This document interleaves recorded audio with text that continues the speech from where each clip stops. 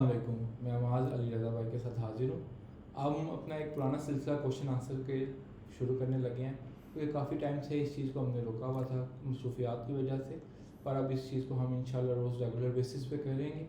तो ऐसा है कि टिकटॉक के अलावा भी हमारे पास बहुत सारे प्लेटफॉर्म्स पे क्वेश्चन आंसर आते हैं, जिस तरह के इंस्टा, फेसबुक और यूट्यूब पे भी आते हैं, और स्पेसिफिकली व्हाट्सएप पे, क्योंकि जो व्हाट्सएप का हमारा सिलसिला ऐसा है कि बहुत ज़्यादा उस पर इंगेजमेंट है। तो कुछ ऐसे क्वेश्चंस हैं जो आप लोगों के साथ शेयर करना ज़रूरी है, क्योंकि रिपीट वो क्वेश्चन आंसर होते हैं। तो उनमें से कुछ मैंने सेलेक्ट किए हैं जो अली भाई से पूछेंगे, और इस चीज़ का आपको बेहतर सोल्यूशन देने की कोशिश करेंगे। और ये उन लोगों के लिए स्पेसिफिक हैं जो यूके के लिए अप्लाई करना चाहते हैं, क्योंकि आज का हमने टॉपिक जो है वो यूके रखा है। अस्सलाम वालेकुम अली भाई। वालेकुम सलाम। अली भाई कैसे हैं? अल्हम्दुलिल्लाह गुड मास भाई। अली भाई सबसे पहले तो अमेरिका और कनाडा के दो आए अप्रूवल आए हैं, तो उसकी आपको बहुत मुबारक हो। जी मास भाई, थैंक यू सो मच। अल्हम्दुलिल्लाह अपनी एफ़र्ट्स करते हैं, 100% अपना पुट करते हैं और अल्लाह का शुक्र है कि अल्हम्दुलिल्लाह फिर हमें अप्रूवल्स भी आती हैं एज़ इट इज़। वो हम अपने प्रोफाइल पे सोशल मीडिया पे शेयर भी करते हैं। हाँ। अच्छा अली भाई, यूके के रिलेटेड बहुत सारे क्वेश्चन आंसर्स हैं जो कि व्हाट्सएप पे भी ज़्यादा आ रही ऑडियंस पूछते हैं, और कॉल्स पे भी फ्रिक्वेंटली एक ही दो सवाल जो हैं वो तो मस्त पूछे जाते हैं। तो काइंडली अगर आप उनके या जवाब दे दें तो। जी मास भाई, आप बिस्मिल्लाह स्टार्ट अच्छा अली करें। भाई, सबसे पहले तो लोग पूछते हैं कि सर रिफ्यूज़ल जो है काम रिफ्यूज़ल क्यों आता है, तो उनको बताएं कि रिफ्यूज़ल क्यों आ जाता है। रिफ्यूज़ल फ़र्स्ट ऑफ़ ऑल जब आपके डॉक्यूमेंटेशन की ऑथेंटिसिटी या आपकी ओवरऑल जो प्रेजेंटेशन है या वीज़ा एप्लीकेशन फ़ाइल करने का ओवरऑल प्रोसेस आप अच्छे से उसे नहीं फ़ाइल करते, वीज़ा ऑफिसर को कन्विंस नहीं करते अपनी प्रोफाइल के रिलेटेड, तो ऑफिसर फिर आपको रिफ्यूज़ल भेज देता है। और रिफ्यूज़ल की कुछ पॉइंट्स होते हैं, कुछ खास डॉक्यूमेंटेशन की बेस पे आ जाती है, आपकी जस्टिफिकेशन या आपके कवर लेटर या ओवरऑल जो आप प्रेजेंटेशन देते हैं वो नहीं ठीक होती, ऑफिसर को नहीं कन्विंस कर पाती।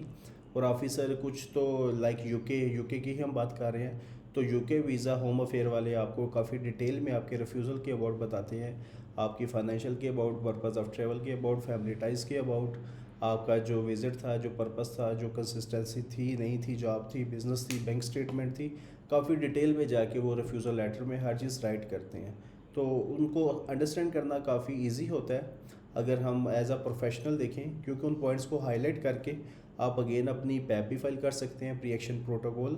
अदरवाइज़ आप अपनी डॉक्यूमेंटेशन को मज़ीद स्ट्रॉन्ग करके या एक कंसल्टेंट आपकी डॉक्यूमेंटेशन को आपके बिहाफ पे देखता है या आपको बेहतर गाइड कर सकता है, रीअप्लाई भी कर सकते हैं। और अप्रूवल्स हमेशा एक बात माइंड में रखें कि रिफ्यूज़ल्स के बाद ही आती हैं। फर्स्ट अटैम्प्ट में अप्रूवल आ जाए, 100% में से 90% ही लोग होते हैं जिनकी फ़र्स्ट टाइम अप्रूवल्स आती हैं। 90% लोगों की रिफ्यूज़ल्स ही आती हैं। एक एम्बेसी का सिस्टम, एप्लीकेशंस का प्रोसेस है, तो अल्हम्दुलिल्लाह लोगों की अप्रूवल्स आती हैं, साथ साथ रिफ्यूज़ल चलती रहती हैं। तो ओवरऑल ये इमिग्रेशन का प्रोसेस है, इन्हें प्रॉपर वो फॉलो करना पड़ता है रूल्स के अकॉर्डिंगली, डॉक्यूमेंटेशन के अकॉर्डिंगली। तो रिफ्यूज़ल कोई बड़ा इशू नहीं है, नॉर्मल सी चीज़ है, अब इसे इतना हैवी ना लें। आ गई है कोई बड़ा इशू नहीं, आप असेसमेंट करवा के अगेन वीज़ा फाइल कर सकते हैं। अच्छा अली भाई, एक और सवाल है जो है कि कौन से ऐसे डॉक्यूमेंट्स हैं जो हम शो कराएं तो हमारी अपनी होम कंट्री से हमारी प्राइस जो है ना वो स्ट्रॉन्ग शो। मस्ट भाई, डॉक्यूमेंटेशन आपकी होम कंट्रीज़ में आपके पर्सनल है, आपके बिज़नेस, जो आपके डॉक्यूमेंटेशन या आपके अदर एसेट्स जो आपकी होम कंट्री में हैं, वो सारे डॉक्यूमेंटेशन आप लगा सकते हैं। लगाने के बाद उनकी वर्थ बताना ज़रूरी है। डॉक्यूमेंटेशन हमारे पास डेली बेस पे क्यूरीज आती हैं, कॉल्स अटेंड करते हैं, वो बताते हैं कि हमने अपनी तरफ से सब कुछ लगा दी लेकिन फिर भी रिफ्यूज़ल आई। आपने लगाया, जिसने केस बनाया, क्या उसने उनको जस्टिफाई किया कि नहीं किया? तो इन चीज़ों के बेस पे वो मिस्टेक्स हो जाती हैं जो आप एप्लीकेशन में डेटा फिल करते हैं या डॉक्यूमेंटेशन प्रोवाइड करते हैं। अगर आप उनकी रिफ्लेक्शन नहीं बनाते, लॉजिकली एक्सप्लेन नहीं करते, एक ऑफिसर के माइंड सेट के अकॉर्डिंगली आप वो डेटा उन्हें प्रोवाइड नहीं करते, तो सिंपली वो फिर आपका केस वीक होता है, रेड फ्लैग्स जनरेट होते हैं और वो केस रिफ्यूज़ल्स की तरफ जाता है। तो टाइज के अकॉर्डिंगली आपने अपनी जॉब को, पर्सनल सर्कमस्टेंसेस, फैमिली है, एक्सटेंडेड फैमिली है, आपका बिजनेस है, जॉब है, ऑपरेशनल क्या है, रिस्पॉन्सिबिलिटीज़ क्या हैं, एसेट्स हैं, उनकी वर्थ क्या है, अगर आप डिटेल के साथ ऑफिसर को अपना पर्पज़ ऑफ ट्रैवल, इंटेंशंस बताते हैं, तो डेफिनेटली ऑफिसर आपकी प्रोफाइल पे बिलीव करता है, टाइज को अंडरस्टैंड करता है और उसी की बेस पे वो आपको डिसीजन भी देता है। अच्छा अली भाई, एक और भी सवाल है, do I need to show hotel booking and a flight tickets at the time of apply for your UK visit visa. जी बिल्कुल, अगर आपने यूके का विज़िट वीज़ा फ़ाइल करना है, आपके पास होटल बुकिंग, फ़्लाइट बुकिंग होना ज़रूरी है। रिजर्वेशन हो, कंफर्म्ड हो, बट डमी ना हो, आप पेड भी नहीं ले सकते। लेकिन ये है कि कंफर्म होनी चाहिए। कंफर्म में ये है कि आप फ़्लाइट की बुकिंग लेते हैं, आपका पासपोर्ट नंबर होता है, उस पर PNR नंबर जनरेट होता है और वो ऑफिसर्स को भी पता होता है कि ये 12 से 24 या 48 घंटों के लिए वैलिड होता है, इसके बाद एक्सपायर हो जाता है। और जो होटल बुकिंग है वो अपने कार्ड से करेंगे, जिस सर्विस ले रहे हैं वो आपको कंफर्म करके दें, पेड नहीं होनी चाहिए, बट ये है कि रिजर्वेशंस कंफर्म होनी चाहिए। ठीक है। अच्छा अली भाई, ये चीज़ भी गाइड करते चलें कि मुझसे कल परसों भी एक सवाल हुआ है, बहन थी एक, वो पूछी थी कि आप ये चीज़ें लेती हैं, इनको परचेज़ करते हैं, तो उनको बताते चलें कि हम इन चीज़ों पे कभी भी कंप्रोमाइज़ नहीं करते। कुछ ऐसी पेमेंट्स होती हैं जो कि हमें पता है कि ज़ाया हो जाएंगी, पर यह है कि फिर भी हम उन पे कोई भी ऐसा नहीं करते कि उन्हें ज़ाया करने का सोचें। हम कर देते हैं, इस तरह की रिस्क लेते हैं, ताकि जब आप अप्लाई करें तो उसमें आपकी स्ट्रॉन्ग हो, कोई भी उसमें रिफ्यूज़ल के चांसेस ना हो। जी अल्हम्दुलिल्लाह, हमारी साइड से जो कंसल्टेंसी हम प्रोवाइड करते हैं, डॉक्यूमेंटेशन है या ऑफिसर के अकॉर्डिंगली जो भी रिक्वायरमेंट है एम्बेसी को है, जो एज अ कंसल्टेंट को करनी चाहिए, वो सारी चीज़ें हमारी तरफ से कंफर्म होती हैं। और इसी की बेस पे अल्हम्दुलिल्लाह जब भी हमने केस बनाया, जो भी हमें सुनते हैं, फॉलो करते हैं, टिकटॉक के थ्रू आए हैं, व्हाट्सएप के थ्रू आए हैं, प्रॉपरली हम हर एक डॉक्यूमेंटेशन उन्हें प्रोवाइड करते हैं, कुछ भी उनसे हिडन नहीं रखते, टोटल ट्रांसपेरेंट काम करते हैं, हर एक वे के साथ उन्हें गाइड करते हैं और हर एक चीज़ उन्हें हम प्रोवाइड करते हैं कि वो चाहे तो ऑथेंटिकली भी अपनी डॉक्यूमेंटेशन की वेरिफिकेशन करवा सकते हैं। As a service provider, as a documentation experts, हमारा काम है कि आपकी डॉक्यूमेंटेशन को प्रॉपरली मेंटेन करना, ऑफिसर के स्टैंडर्ड के अकॉर्डिंगली या एम्बेसी की पॉलिसीज़ के अकॉर्डिंगली उस एम्बेसी में आपकी डॉक्यूमेंटेशन को सबमिट करवाना।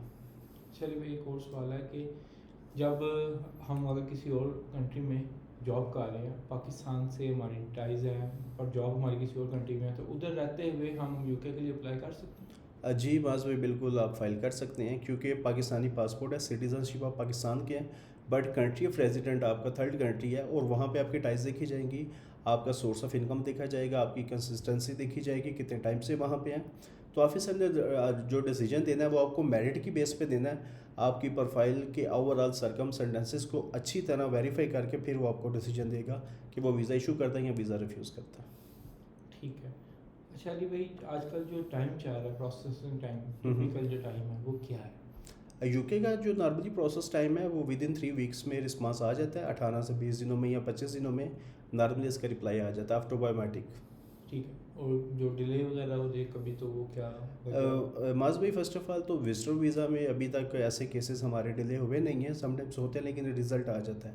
विजिट वीज़ा के अलावा जो दूसरी कैटेगरीज़ हैं उनमें डिले हो जाते हैं, बट ये है कि उनमें हम अभी प्रैक्टिकली प्रोफेशनली उन्हें डील नहीं कर रहे, जस्ट ये है कि एज ए इन्फॉर्मेशन हम शेयर कर सकते हैं, जिसको हम प्रॉपरली मेंटेन करते हैं या लेके चलते हैं, उसकी हम ऑथेंटिकली आपको इन्फॉर्मेशन दे सकते हैं, क्योंकि डेली बेसिस पे केसेस होते हैं, क्लाइंट्स होते हैं, तो वो सारी नॉलेज, सारा प्रैक्टिकल एक्सपीरियंस हमारे साथ शेयर होता रहता है, मिलता रहता है, और उसके अकॉर्डिंगली हम आगे जो हमारी ऑडियंस है उन्हें भी शेयर करते हैं। ठीक। अच्छा अली भाई, ऐसा है कि सवाल ये है कि एक तो जो फीस है यूके की अप्लाई करने की, वो क्या है, और सेकंड थिंग ये है कि आपके चार्जेस क्या हैं। इन दोनों को ज़रा अलग अलग आप काइंडली बता देंगे ताकि लोगों को एक। इसमें माज भाई, जो यूके की एम्बेसी की फ़ीस है वो हर साल इंक्रीज़ होती है, लास्ट वन 115 पाउंड थी, अभी 9 अप्रैल को फिर इंक्रीज़ हुई है, अब 127 पाउंड बनती है एम्बेसी की फ़ीस, ऑनलाइन ही आप पे करते हैं, और इसके अलावा जो हमारे कंसल्टेंसी चार्जेस हैं फॉर यूके, हम 75,000 चार्ज करते हैं। ठीक है अली भाई, अभी कुछ मज़ीद और सवाल हैं, पर ये कि थोड़ा सा टाइम शॉर्ट है, तो अभी इसको इधर ही क्लोज़ करेंगे। तो उम्मीद है कि आपको आपके सवालों के जवाब मिल गए होंगे, और जो लोगों